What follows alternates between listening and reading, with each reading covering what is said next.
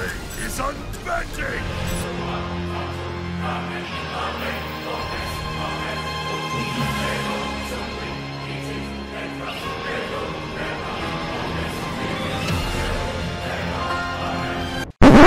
Whoa, see that guy right there? Looks like he's hit rock bottom. Well, that guy's actually me. Now, I bet you're wondering how I got in this wacky situation. It all started in the summer of 8.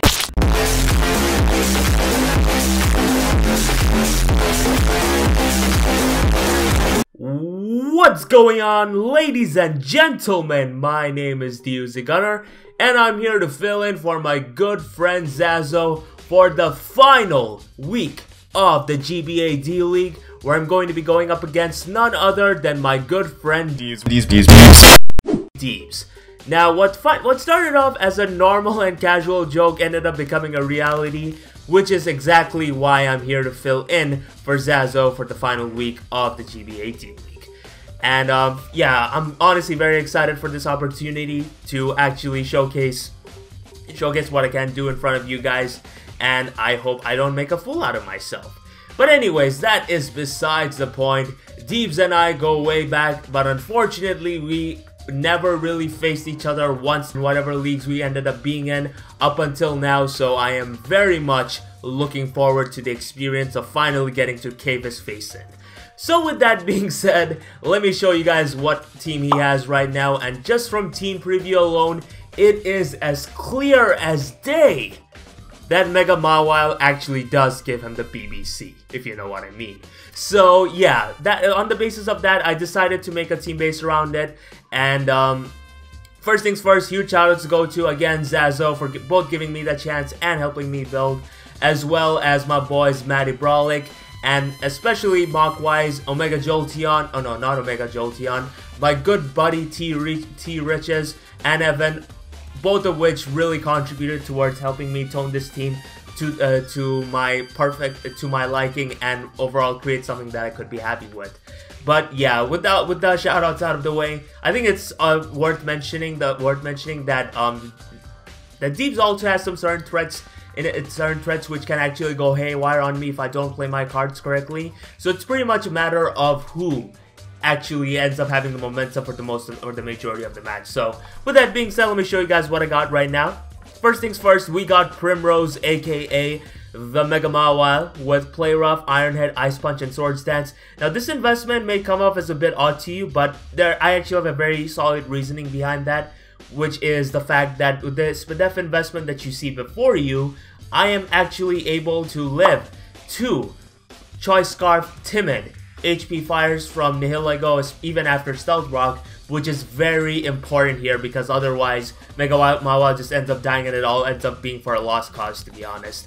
And as far as why I'm not even running max HP to begin with, in case you guys don't know, it is a common misconception, but basically in level 50 you would need to invest, but not investing maximum HP, but instead putting at least 4 EVs in defense and special defense ends up giving you much more bulk and it enables you to take much more hits well. So in that regard, that's actually pretty damn sick.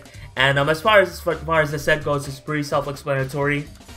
Play Rough because it's stab, Iron Head because stab, Ice Punch because fuck Lando, and last but not least, Sword Stance, which ended up being a last minute addition, mainly due to the fact that if there's anything that came to my attention, it would have to be the fact that Porygon 2 actually ends up walling this thing, or at least gets 3-shotted by Play Rough if it ends up being max HP, max defense, and I honestly can't have any of that bullshit. Know what I'm saying? So yeah, that's pretty much the idea behind that set. Now, second of all, we got Tyrion, aka the Ganlonberry Talonflame with Sword Dance, Roost, Brave Bird, and Natural Gift.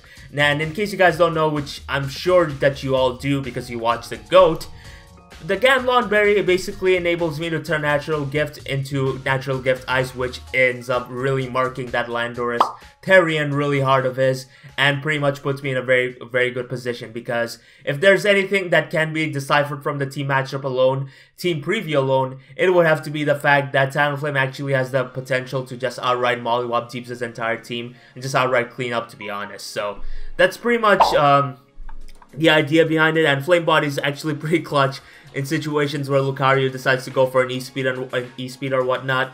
And yeah, that's pretty much all there is to it for this set. So yep. Next up, we got Ophelia, aka the physically defensive Slowbro, with Slack Off, Toxic, Scald, and Trick Room. And now this set more or less does two things. The most self-explanatory one would have to be the fact that it sets Trick Room up for my Mega Mawile, which also has all the potential in the world to just outright sweep Deebs' team.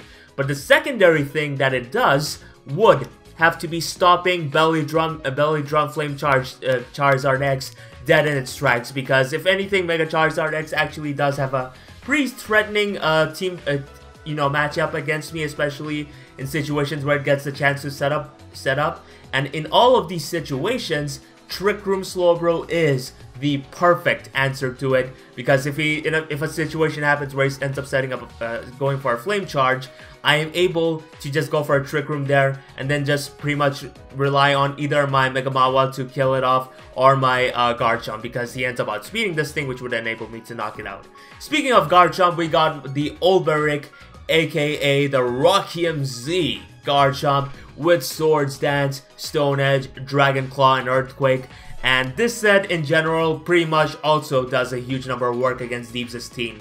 Like, the only proper answer he could potentially have to that thing would have to be a Rock Resist Berry Togekiss, I guess you could say. But even then, that's not a proper answer, especially when I have the Z Stone Edge with me, which also does a pretty good job at marking Landorus Therian if its HP does end up getting considerably low, that is.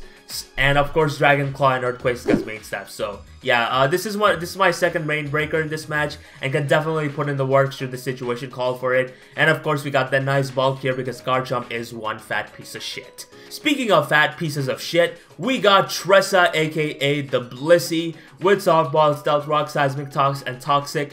Now this set in particular may come off as a surprise to some people, but the main reason why I have this thing to begin with is because this more or less was my main way of dealing with, what you may call it, the Nihilego of this, because Nihilego actually has a phenomenal matchup against me, and in whatever past squad I ended up having, it put in a lot of work against me and made it really difficult for me to take it out. So in that sense, I'm kind of forced to bring Blissey here, but it's it also does some certain other roles perfectly, like setting up rocks, which enables me to run all these 3 other moves on my Garchomp, and at the same time, put things on a timer with Toxic and whittle things down perfectly with Seismic Toss, which is actually pretty damn sick. So in that regard, I definitely think that this can be a pretty essential Pokemon to the squad, and end up coming through for your boy should the situation call for it. Now, last but not least, we got Hannet, aka the rather odd EV investment Zapdos with Roost, Volt Switch, HP Ice, and Defog. Now before you call this a Verlisify spread, I swear to God I'm not that bad, please. This set actually does a pretty decent job at basically giving me momentum for the majority of the match. And if there's anything that's been proven a lot in the past, it's the fact that Zapdos is a very bulky Pokemon to begin with that can take a lot of hits. And just this speed investment and all this and everything that you see before you allows me to outspeed lots of things. And especially, the speed is enough for me to outspeed max speed Jolly Landorus Therian, which can definitely come in clutch for me if it ends up setting up on my face and I need to whittle it down. And at the same time, of course, Defog is there because when you have a Talonflame, you're kind of forced to bring in hazard removal, I guess you could say. And lastly, I decided to put all this investment in filler because, yeah, I don't need to run run so much speed on this thing to begin with. And yeah, that's pretty much all there is to it for this team, guys. Hope you all enjoyed. And with that, let us move on into the battle.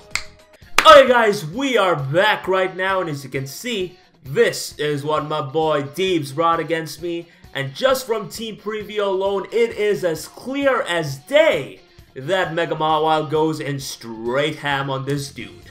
Because just the fact that there is no Porygon 2 whatsoever just ensures the fact that I don't necessarily need to set up Swords Dances to start breaking pieces of shit. So in that regard, that's very good for me. But other than that, the only threats that he has that it could potentially go haywire on me would have to be, I assume, a Double Dance Landorus Therian, Sneasel to some extent, especially if it ends up setting up a Swords Dance, and especially Lucario, which is the biggest threat to my team because I don't necessarily want, as the E-Speed Crunch and Close Combat Lucario to just go in on me because, yeah, this could actually potentially clean me up if I don't play my cards right. So, in that regard, these are the things I need to look out for. Now, lead-wise, I decided that Slowbro would undoubtedly be the much better lead here because, realistically speaking, there is no chance he's going to lead off with anything other than his Landorus, considering the fact that I do have a Garchomp on my side. So, in that regard, I am going to get the battle going, lead off with my Ophelia, aka the Slowbro. Your Excellency! As out comes the Freeze Lando, aka the Landorus. So lead-wise, I get everything right. Things are already looking good for me. And as of now, I know for a fact that he has absolutely no reason to stay in unless he has a Death Wish. So I'm gonna predict the switch into his Togekiss or pretty much any other Pokemon, to be honest, and just go straight for a Toxic, which is a phenomenal position for me because now I put this Togekiss on a timer and come one step closer towards pretty much breaking things with either my Garchomp or even my Mega Mawile. So, yeah. Here I figured that staying in would have to be the better play because I really expected him to have Baton Pass or something, considering the fact that Zapdos is a pretty free switch-in. But he ends up revealing a surprising tech in Thunder Wave. Like, I mean, Thunder Wave Togekiss isn't necessarily a surprise set, but the bring here in this matchup came off to me as pretty odd, honestly. So, yeah, that definitely caught me off guard, but it's fine, because now what I can do would have to be easily going out into my Zapdos, because it's a pretty free switch in anyways, and thankfully, Deebs, I mean, I'm gonna go for a Pressure Star, I'm getting a bit too ahead of myself, but Air Slash is going to come out right now, and you're gonna see that do absolutely pitiful damage. So yes, this is a pretty good situation because after the Scald damage, as well as this round of Toxic, I put this Togekiss near half, which means that Garchomp comes one step closer towards doing whatever it wants, and that makes me a happy camper. So here I'm definitely going to expect his switch into be his Neolego because honestly I don't think Landorus is going to want to come in on me anyways, as I'm going to get some nice damage off on this thing. And now, this gives me a perfect opportunity to go straight out into my Primrose, aka the Mega Mawile, because now I am able to get my Clutch Mega Evolution off and ensure the fact that this piece of shit does not end up two-shotting me with HP Fire, which he potentially could if I ended up staying in normal form. So yes, I'm going to get Mega Evolve, get that nice and clean bulk. Deebs is actually going to stay in with his Neolego and choose to go for a Stealth Rock, which is a perfectly fine play. I mean, he's kind of forced to, considering the fact that like he has absolutely no proper switch into this thing whatsoever. So yeah, Ironhead is definitely gonna pick this thing off, and just like that, we officially get a 5-6 lead. Pretty nice, I guess you could say. And now out comes the Landorus Therian, and honestly, I was so tempted. To stay in and go for a Ice Punch, expecting him to not go for an Earthquake because considering the fact that I have, you know, Slowbro, Talonflame, and a Zapdos, but in the end I figured that discretion was the better part of valor, and what do you know, Deebs is actually going to catch me on the switch and go for a Swords Dance, which puts me in a troublesome position because now I'm actually forced to attack here instead of getting the defog off because I'm actually pretty worried about him potentially sweeping me with his Landorus Therian, especially if it ends up being Double Dance. So I'm gonna go straight for HP Ice, get this thing below half nice and clean, as he is gonna go for Stone Edge. He ends up connecting and he's gonna be able to knock out my Zapdos, which is actually pretty bad because this means that I will not be able to get the defog off. So yeah, here what I'm gonna do is just go out in my old grade because I figured that, you know what, if there's any time to pop my Z move, I guess it would be now. So I'm gonna go straight for that right here, and you're gonna see me try to flex with these very weak muscles, as yeah. Iron is unbending!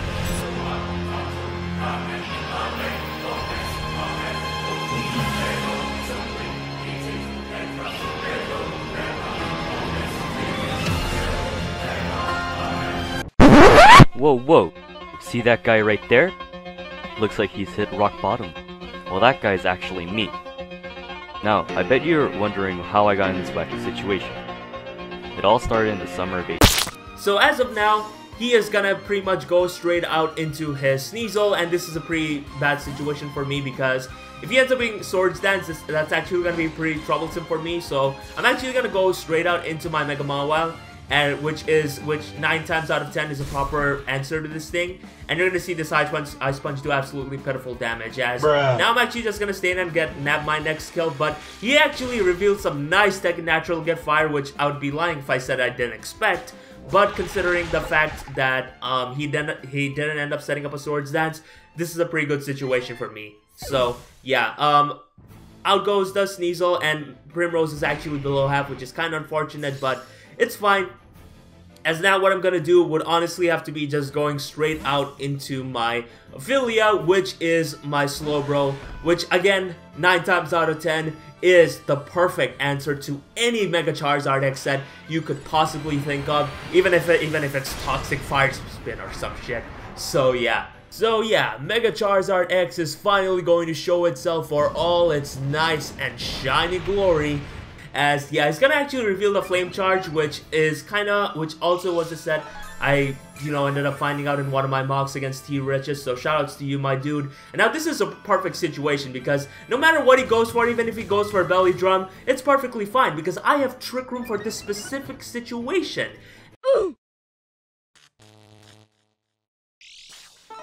So yeah, unfortunately, we are going to end up getting swept here because there's nothing. NANI?! Instead, Deebs chooses to go for a Roost, which I don't even understand why to this very day. And now Ophelia is going to be able to come through and go straight for the Trick Room, stopping this Mega Charizard X's sweep dead in its tracks. So this is a phenomenal position for me now, as now what I can do would honestly have to be sacking any of my other Pokemon. At this point, I figured that Tressa was undoubtedly the biggest weak link here, because it actually gives Lucario a chance to set up on my face and whatnot. So I ended up sacking this thing off, as Flame Charge is definitely gonna kill this thing off. I mean, it's a +6 Mega Charizard X. What the fuck did you expect? So unfortunately, Tressa is gonna go down, but now this gives me a proper switching into my Olberic, and I definitely outspeed this thing in Trick Room, considering the fact that I'm not Choice Scarf to begin with. So here what I'm gonna do is just go for an Earthquake. I'm pretty much forced to begin with, as out comes the Togekiss, which is kind of unfortunate, as now I don't necessarily want to take an Air Slash or a Dazzling Gleam to the face, because if I allow this thing to take damage, I can potentially get swept by an SD Lucario, which is something I'm definitely not a huge fan of. So I'm gonna go into my Ophelia, trying to gauge the damage that he could potentially inflict on me, courtesy of an Air Slash, as that is going to be doing actually half to me, which is pretty crazy after Stealth Rocks, I guess you could say. But yeah, it's pretty much the same thing. 34 to 40%, I don't know. But he's gonna reveal some nice and surprising tech in the Ayapapa Berry, which really puts me behind, because my plan initially was to put myself in a position where I eventually end up sweeping with my Garchomp. So here I'm now forced to sack on my Therion, because at this point I figured that this was the biggest weak link to this squad, I guess you could say. Another thing I could have potentially done would have to be staying in with my Slowbro, but I didn't necessarily want to give the Mega Charizard X a chance to come in on me again, should the situation call for it. But either way, here I actually end up going my Primrose, because here's the thing. I didn't actually run my calcs here, which I probably should have, but Stone Edge most likely ends up killing this thing from that range. So in that regard, going to Garchomp was potentially my better play. So yeah, like, my main plan was to scout and see if I can, guarantee the fact that I can knock this thing out, especially after the next round of toxic damage. But either way, he's gonna sack off his Lucario instead of staying in and flamethrowing me, which I thought was pretty surprising. But anyways, this is fine, because I ended up getting paralyzed once. I'm definitely not gonna get paralyzed again, right? It's just not gonna happen. Because there's a saying, ladies and gentlemen, that lightning does not strike twice. So, we're back in square one again. There is absolutely nothing he can do unless he becomes the luckiest piece of shit on this planet. So he is going to go for that Belly Drum, praying for a lost cause, because he knows I'm not gonna...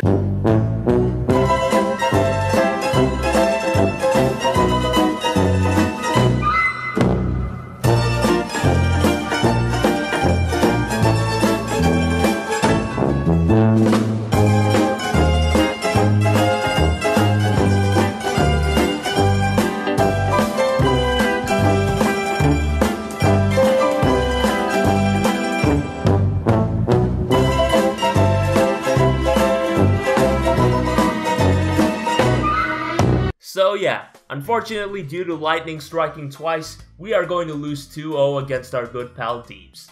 I'd be lying if I said seeing all of that didn't make me upset in any shape or fashion, as it really looked like I had the game on lock during the end, but I guess it wasn't meant to be. May as well stake my plan for the heck of it, but had I never gotten paralyzed the second time, what I would have done was then hard switched into my guard chomp, as what that would have done is covered both situations where if he ended up going for a roost, I'd outspeed the falling turn and knock it out with an earthquake. And on the other hand, if it ended up choosing to attack me instead and knock me out with, say, a Dragon Claw, that rough skin damage would have definitely been more than enough for putting it in range for Mega Mawil's Ice Punch, so that I would be able to clean up without having to risk moves missing. In hindsight though, I had a 5% extra chance of winning if I had gone to Garchomp instead once Talonflame dropped, as Paralysis has a 25% chance while Stone Edge has a 20% chance of missing. But the reason I didn't do that in the end was because in the event of me missing Edge and his Togekiss having Dazzling Gleam, which I highly thought after seeing the Aya Papa Berry, I'd be in range of Lucario's E-Speed and it could have easily cleaned up after. Regardless, hindsight's 20/20, but if there's something that I can say for sure, it'd be the fact that at the end of the day, this was a very fun and fast-paced match. So GG to my boy Deebs. As a friend, I'm definitely very happy to see his D-League run end with a nice and clean W, and I'm definitely looking forward to facing him again. With that being said, thanks a lot to Zazo for letting me fill in for him, as well as Tom for being cool with it. It was definitely a fun experience, and I hope to get the chance to do something like this for the GBA again in a much more active role per se. Either way, thank you so much for watching guys, I hope you all enjoyed. Do leave a like down below to support your boy and potentially check out my channel too while you're at it. And with that, good brothers, this is the Uzigunner signing out. Peace!